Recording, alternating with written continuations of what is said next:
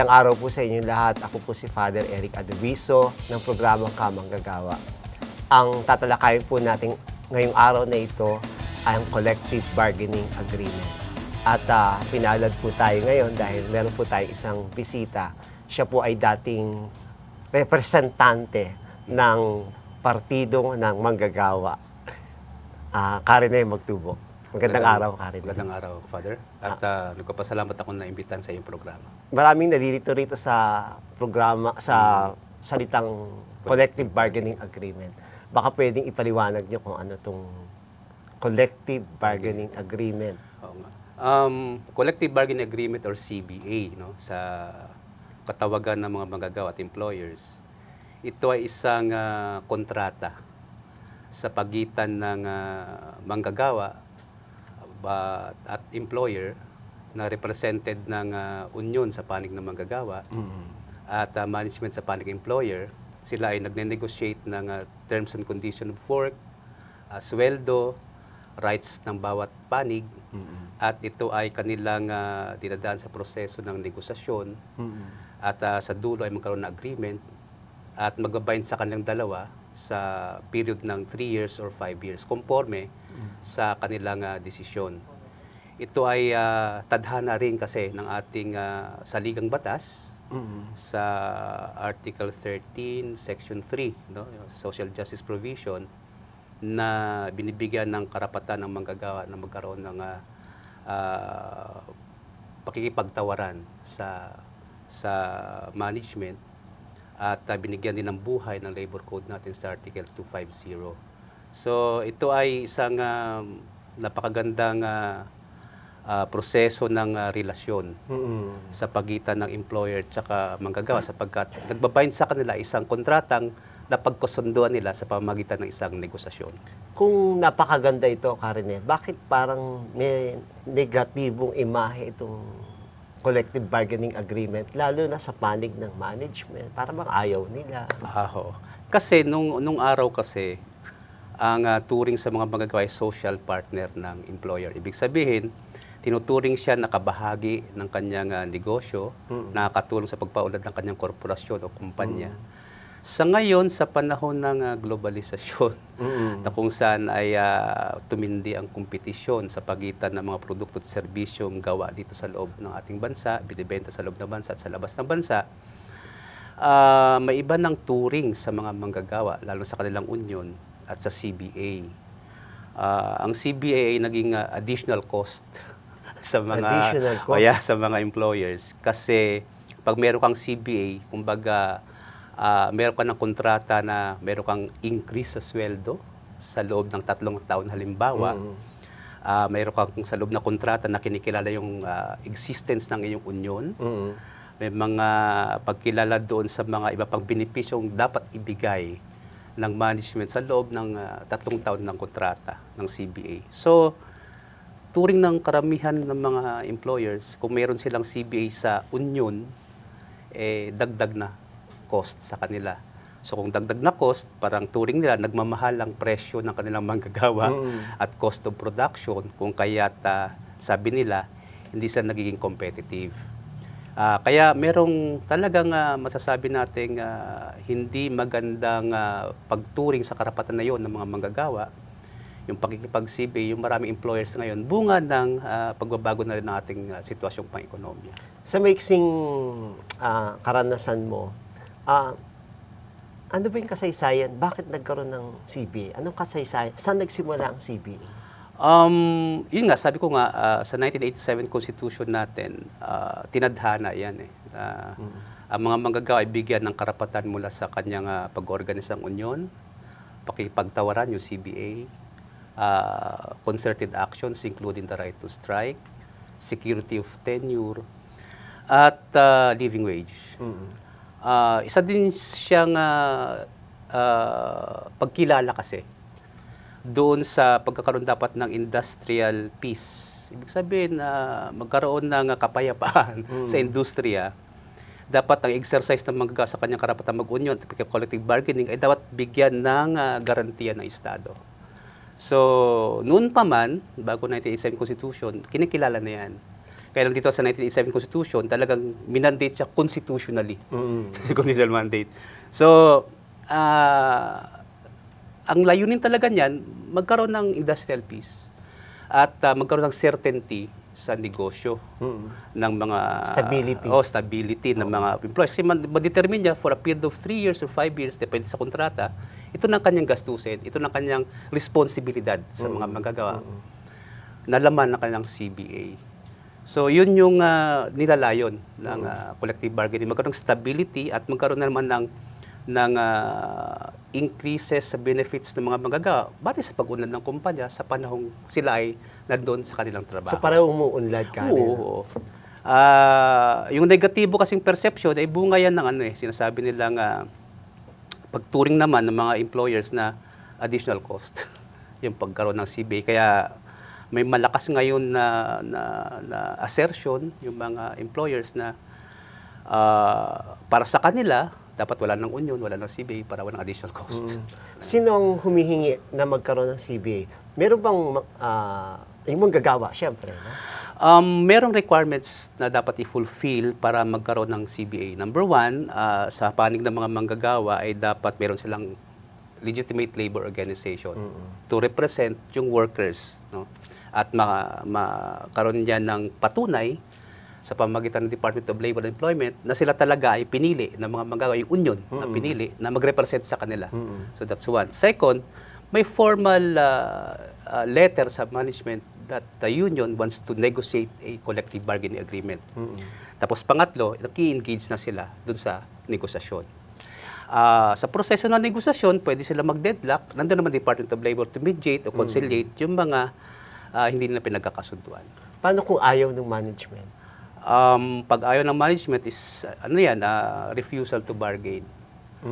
Kung na-fulfill naman ng union ang mga requirements for a collective bargaining negotiation, halimbawa, recognize yung union niya, meron patunay ng Department of Labor na sila recognized union by the employees, so meron siyang refusal to bargain. Unfair labor practice yan sa panig ng employers. So, magkakaroon ng sabihin natin, parang di pagkakaunawaan at i-mediate ngayon yan ng Department of Labor. Kapag hindi na-resolve ba yung refusal to bargain, meron ng right yung mga to a concerted action to force yung employers to bargain with the union. Kasi yun ay constitutional right at sa labor code natin yan, dapat kilalanin ng employers. Palagi ko naririnig sa iyo, Karen, na yung constitutional right. Sa karanasan ko, minsan nakikita ko, parang yung mga manggagawa ang nilalabag ang kanilang constitutional right. Anong pagtingin mo doon? Ayun na nga, circumvention, kumbaga. No? Nasa circumvent, iniikutan ng employers yung mga karapatan na yun. Halimbawa, interrelated kasi mga karapatan ng manggagawa. Bago mo practice o magawa yung right mo to collectively bargain, mag-organize ka muna ng union.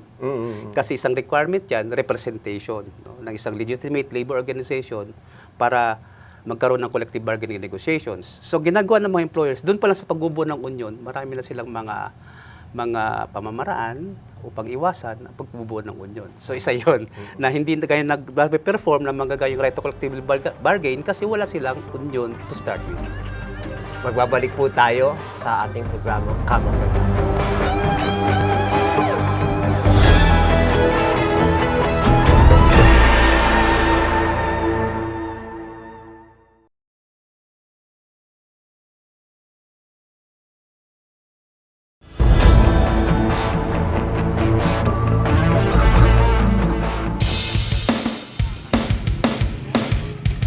May CBA po kami pero hindi namin ramdam kung ano ang magandang dulot nito. Ano po ang dapat namin gawin?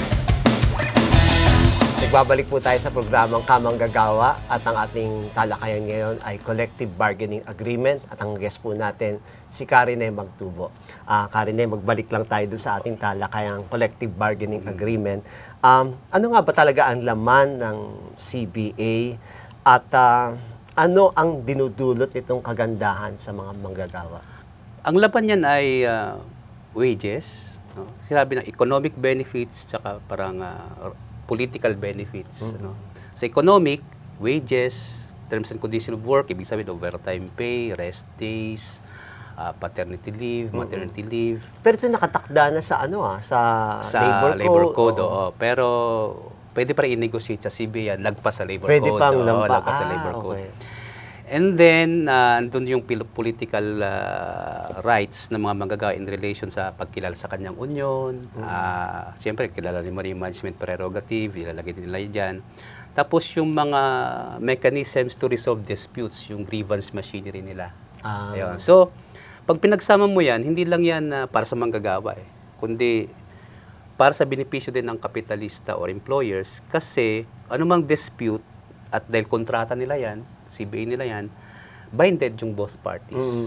So anumang dispute sa laman ng kontrata ay dapat pag-usapan nila doon sa mechanism na pinagkaisahan din nila.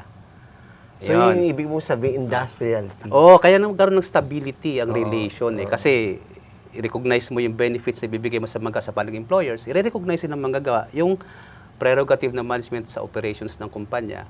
Tapos kung meron silang dispute, may mechanism sila na gagamitin to resolve such dispute. So talagang ang nilalayo ng CBA, magkaroon talaga ng industrial harmony at pagkilala doon sa karapatan ng manggagawa sa wages and benefits naman at pagkilala sa karapatan ng employer doon sa kanyang pagkapatakbo sa kumpanya. So yun yung gusto talagang isasagawa at nilalayo ng CBA. Hinahanga kitang manggagawa bilang labor leader sa isang kumpanya. Nakita ko kung paano mo pinaglaban yung mga kapakanan ng manggagawa. Ano yung mga struggle mo nung ikaw ay labor leader bilang ano yung mga sabihin natin struggle mo, paghihirap mo nung pinaglalaban mo kapakanan ng mga manggagawa? Marami kasi una kailangan mong maging matatag. Matatag sa iyong paniniwala na karapatan mo 'yan.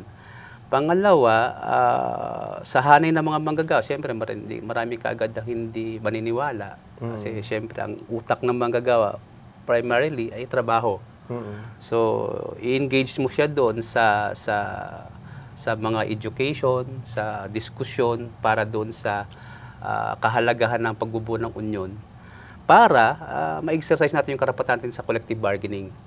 And then, tuloy-tuloy mo itaas yung kanyang kamulatan doon sa organisasyon kasi organisasyon ng manggagawa yon para maging sustainable yung organization na yan at magiging malakas to maintain yung contract, no? And marami pang mga problema ng manggagawa. Kasi liban sa CBA, hindi naman kasi lahat ng interest ng manggagawa ay mapoprovide ng CBA, no? Ng kumpanya for that matter sa kanilang kontrata. So you have to devise mga programs para sa welfare ng mga manggagawa, sa kanilang mga anak, welfare programs. So yung union na nagbibigay? Union na nagbibigay noon. Hindi na management? Oo. Kaya sasabi natin, hindi naman lahat sa collective bargaining agreement ay kinukuha natin lahat ng gusto ng manggagawa sa employers. Hindi totoo yun.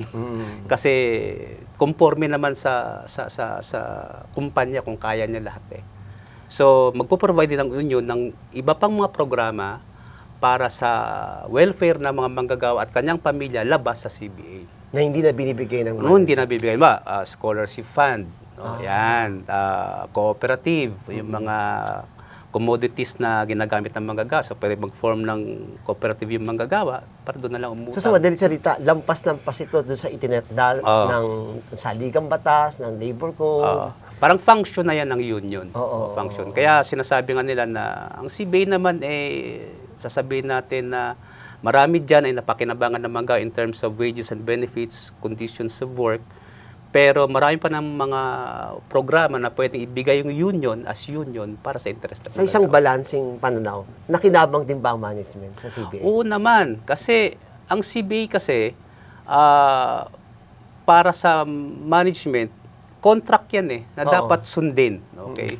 Tapos nandun na yung wages and benefits, hindi ka na makahingi ilagpas doon. Kasi yun na yung pinagkaisahan nyo. And then, yun nga, may labor dispute mechanisms dyan. So, hindi na pupunta sa... hindi na mayroon kayong sa mekanismo. dole or Tapos, yung may peace of mind, kumbaga. Yung employer, Kasi tali na sa kontrata yung mga in terms of sweldo at benepisyo, makukwenta niya na for the next 3 to 5 years ang kanyang cost of production. So, makinabang din naman malaki talaga Kumbaga sa anong kwentado niya na yung tubo niya. O may certainty, alam mo na yung business, di ba? Certainty ang kanila dyan. Alam nila kung paano gagalawin yung kanilang production processes tsaka marketing. Kapag alam nila yung cost of production sa labor cost nila, laman na yan ng CBA. May mga panahon ba, Karen, na nababiolate itong CBA natin? Marami din na nababiolate yung CBA, lalo na sa interpretations. Halimbawa, interpretation dun sa usapin ng paano natin isasagawa yung mga pagbabago ng polisiya ng kumpanya. Ngayon, kung meron halimbawa mechanism sa CBA na dapat involve mo yung union dun sa mga patakaran mo in relation halimbawa sa company rules and regulations, at hindi mo yan sinunod, habulin ka ng union. Nakalagay sa CBA natin kapag magbabago ng takaran, kaugnay ng company rules and regulations, dapat ikonsultahin mo kami, hindi mo kami konsulta. So, pwede habulin ng union yan. At meron din namang mga sa laula talang employers. Hindi sinusunod yung kontrata. Nakipag-CBA, tapos may na magsasara ng kumpanya, wala na yung CBA. So, may ganung bagay. So, nabalita ako, madalas kong mabalitaan to, dala ng daigdig ng globalisasyon, unti-unting nadudurog yung union. Gaano ka totoo yun? Totoo yun. Totoo kasi, yun nga sinasabi ko kanina, sa era ng globalization ngayon, turing nga sa union na additional cost. Kasi once na magkaroon ng union, mag-exercise naman ng right to collectively bargain, so mayroon na siyang fixed na makukuha ang dagdag na sweldo sa period of 3 years, so additional cost. Kaya dati kami social partner turing nila ngayon social cost na. So, umiiwas yung mga employers diyan for a simple reason na pag walang union, walang CBA. Pag walang CBA, walang additional cost. At walang CBA, hindi siya matatali doon sa kanyang relasyon sa manggagawa, pwede niya exploit yung manggagawa. So yun ay nagagawa ng mga employers kasi nasi-circumvent nila yung batas at syempre may mga nag-i-exert sila ng presyo na wag magbuo ng union ng mga manggagawa. So ang CBA ay isang pamamaraan para umunlad din ang ekonomiya ng isang bansa. Oo, may direktang relasyon yan. Kasi kapag tumaas ang sweldo ng manggagawa at naging regular siyang empleyado, bahagi siya ng collective bargaining agreement sa isang kumpanya, ang status niya kasi mataas compared sa common worker. Tsaka may purchasing power. Lalakas yung kanyang purchasing power. Makapagbigay siya ng buwis sa gobyerno, tataas yung demand sa goods and services na ginagamit nila. Kasi yung manggagawa din ay isang consumer at the same time taxpayer. Magbabalik po tayo sa programa nating Kamanggagawa.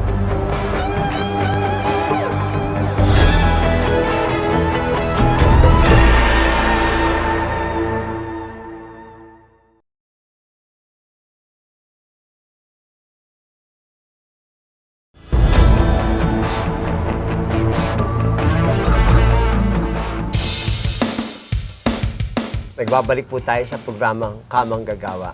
Karine, yung napag-usapan natin, yung collective bargaining agreement.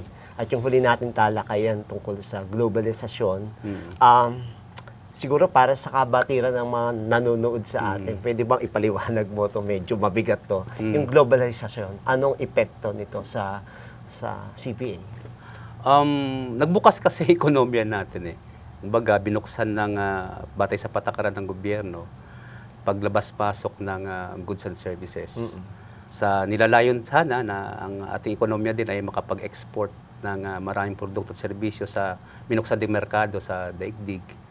Pero hindi nakapaghanda ang ating mga industriya. Kung kaya't nagpasukan dito ang goods and services na talo sa kompetisyon.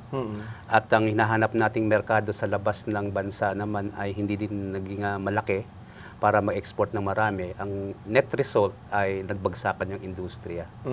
So, bunga niyan ay nagkaroon ng shift din sa utak ng mga employers na para maging competitive, dapat ay bumaba yung cost of production in doing services and goods. Kaya ang kanilang binalingan ay yung cost of labor. Bunga nun, tumindi ang assertion ng mga employers na dapat hindi magka-union yung mga manggagawa. Kasi once na sila ay magka-union, ay ma-exercise nila karapatan to collectively bargain. Kaya sa ngayon ay napaka-unfortunate yung sitwasyon sapagkat sa out of 37.4 million labor force, mga 60% yan sa may swelduhang manggagawa. Ang covered lamang ng collective bargaining agreements natin sa bansa ay nasa 240,000 na manggagawa. So, kukonti lang. Kukonti lang. Isang pangyayari yan na nagbibigay larawan na yung exercise ng karapatang mag-union at ang consequently, ang karapatang mag-collective bargaining sa pamagitan ng kanilang union ay hindi nabibigyan ng kaukulang proteksyon ng ating gobyerno at may negatibo pang reaksyon yung mga kapitalista sapagkat sinabi ko nga kanina, pag nagkaroon ng union, nagkaroon ng CBA, ang turing ng mga employers ay additional cost. Kaya isang major challenge ngayon yan sa labor movement, sa trade union movement, kung paano bigyan ng kaukulang proteksyon hindi lamang sa batas, kundi sa masigasig na pagkilos ng mga manggagawa na ma-exercise freely ng mga manggagawa, karapatang mag-union at karapatang magipag-CBA sa employers. Dahil ikaw naman ay naging kinatawa ng partido ng manggagawa noon, no? Meron ka bang naipasa na bill na para sa kapakanan ng manggagawa? Oo, ang pinakahuli nung 13th Congress, ang sinikap ng partido ng manggagawa na talagang baguhin yung buong labor code. Pero may special focus sa Book 5 doon sa industrial relations, lalo na sa pagpapaluwag doon sa mga requirements to organize a union. Kasi tingin namin ang pinakasusi sa exercise ng mga manggagawa sa kanilang karapatan, tadhana ng konstitusyon, ng labor code sa CBA, concerted action, living wage, tsaka security of tenure, kung meron silang union. Kaya yan yung pinukusan natin, dapat yun ay magkaroon ng free exercise dyan ng pag-organisa sa mga requirements. So parang bawasan ng Bawasan. yung Kumbaga, red tape. sabi nga namin kung ang goods and services sa panahon ng globalisasyon ay liberalized. Ibig sabihin, labas-masok. Dapat yung pag-union din, liberalized din ang mga restrictions. Ibig sabihin, kasi tadhana naman ng konstitusyon natin na karapatan niya na dapat kilalanin ng Estado, kilalanin ng employers. So doon natin ginawa ang mga proposals. Kaya lang, umabot na ng second reading eh. So hindi ito naipasa? Hindi naipasa. At hindi interesado ng malaki ang Kongreso noon. Kahit ngayon, ang ginawa naming diskarte ay piecemeal na lang na proposals para sa pagbabawas halimbawa ng mga restrictions sa pag-organisa ng union, lalo sa certification elections. Dapat kung ang majority ng manggagawa, regular na manggagawa sa isang kumpanya ay 50% plus 1 gusto mag-union, dapat automatic na agad na yan, na recognition. Huwag na dumaan sa certification election. Ilan bang manggagawa ang dapat para ma-form sila as a union? Dapat may kapasyahan ng more than 50%. Pwede siyang voluntary recognition sa part ng employer or dumaan siya sa certification elections. Isang legal requirement kasi yan na pagpapatunay ng unyong mananalo sa certification election o voluntary recognized by the employer ay siya yung mag-represent sa collective bargaining So negotiations. pwedeng dalawang grupo ang maglaban? Pwede, maraming union, hindi lang dalawang grupo, maraming union, pwedeng ganun. So yun yung sinasabi natin na hindi magtatagumpay ang right to collectively bargain ng manggagawa o hindi niya ma-exercise freely kapag wala siyang organisasyon, union na magre-represent sa mga manggagawa. So parang sinasabi mo, ang kapitalista, ang management, hindi ang magkukusang magbigay. Sa karanasan, wala talaga. Meron siguro, pero Hindi ang kusang magbibigay ng buwal sa kalooban niya. Lalo na sa ngayon. Na lampas-lampas doon sa itinakdak ng labor lalo na code. sa ngayon, na ang turing nila sa union ay additional cost. Additional cost. CBI, additional cost. At gusto nila mapamura pa yung presyo ng mga manggagawa o yung sweldo ng manggagawa, benepisyo ng manggagawa para magmura yung kanilang cost of production, hirap talaga. At makikita natin, yung gobyerno naman natin na hindi naman totally o forcefully ay tinutulak yung protection na yan ng mga manggagawa, hirap yung mga manggagawa. So sa tingin ko, pagka tinuturing mo ng parang additional cost yung manggagawa, parang makina na lang yung manggagawa. At yun ay para sa akin, parang isang unethical. Anong tingin mo doon? Masakit talaga yun, na ituring ka na commodity sa production. Commodity, oo. Ibig sabihin, parang ang manggagawa ay bahagi na lang ng isang production process. isang material na component ng production process. Masakit talaga yon kasi tao yan eh. Kaya lang, nasa sitwasyon tayo na ang ekonomiya natin ay kapitalistang ekonomiya, no? Na lahat ay tinuturing na commodity, lahat may presyo. Ang problema lang, hindi nila pinipresyohan ng maayos. Kaya sinasabi nga namin, kung ang commodity o produkto at serbisyo ng kumpanya ay pinipresyohan batay sa cost of production, dapat naman ang manggagawa, yung kanyang lakas paggawa, sa forma ng sweldo, ay pinipresyohan din batay sa cost of living. Lahat kasi tinatawaran, di ba? Pagka namili ka, tatawaran mo itong itlog nito, itong kamatis na ito. Ultimo manggagawa, tinatawaran. Tinatawaran. Yun lang yung commodity sa buong daigdig nang namimili, yung nagtatakda ng presyo. Ibig sabihin, bibili mo yung presyo ng manggagawa sa loob ng 8 oras sa sweldong takda naman ng kapitalista. Pero pag bumili ka ng produkto nila, sila tatakda ng presyo. Yun yung unfair. Double standard. Sabi natin. Oo. Okay. So parang talagang hindi ibinibigay ito ng kusa ng management. Parang sabihin ko na yung right term siguro, para kang pulubi na nanghihingi, no? Yung At kung irony hindi mo- talaga ay nasa batas. Ang karapatan na yon ng pag-union, collective bargaining. Nasa labor code, yung mga implementing guidelines.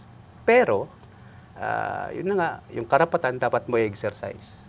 Once na exercise mo yon, merong mga contending forces naman para di mo ma-exercise yung right na yan. Kaya sa topic natin, collective bargaining, susi talaga dyan, mabuo mo na yung union na manggagawa. At doon kami nahihirapan kasi parang ang kaisipan ngayon ng mga kapitalista, wag mabuong union. Tsaka ang kaisipan ng manggagawa, magtrabaho na lang dahil parang nakakatakot ito, parang ganon. May ganong negatibong perception na dapat gamutin yung labor movement. Pero dapat kasi tulungan yan ng gobyerno eh. Kasi hindi na magandang relasyon eh. So tatlo palang partner to, management, gobyerno, tsaka manggagawa. Bagang role ng gobyerno ay balansihin ang relasyon eh. Ang problema lang, killing ang interest ng gobyerno sa interest Sa ng kapitalista. management. So, hindi mo makikita yung pagtulak talaga ng gobyerno na ma-exercise ng manggagawa yung karapatang mag-union at mag-CBA.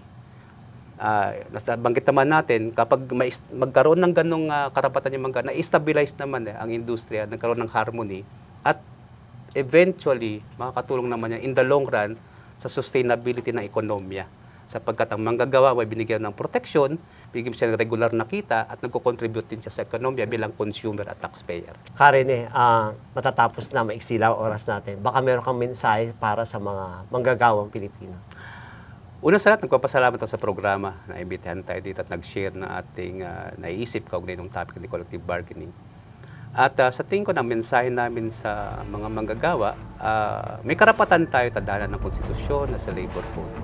Pero dapat natin i-exercise ito to the fullest. At kumbinsin natin yung gobyerno, itulak natin yung gobyerno na gumawa ng mga aksyon para maprotektahan yung ating karapatan. At hindi tayo dapat tumigil sa pag-organisa para ma-exercise natin iba pa nating mga karapatan tulad ng pag-CBA, concerted action, living wage, sa security of tenure. Sapagkat naniniwala kami na pag merong union ang manggagawa, hindi lamang siya nakakatulong sa kanyang sarili at pamilya, nakakatulong din sa buhay. Salamat, Karen, sa pagbisita mo dito sa programa. Ako po si Father Eric Adeviso. Nag-iiwan, ang pakikipagkaisa natin sa mga manggagawa ay pakikipagkaisa natin kay Kristo.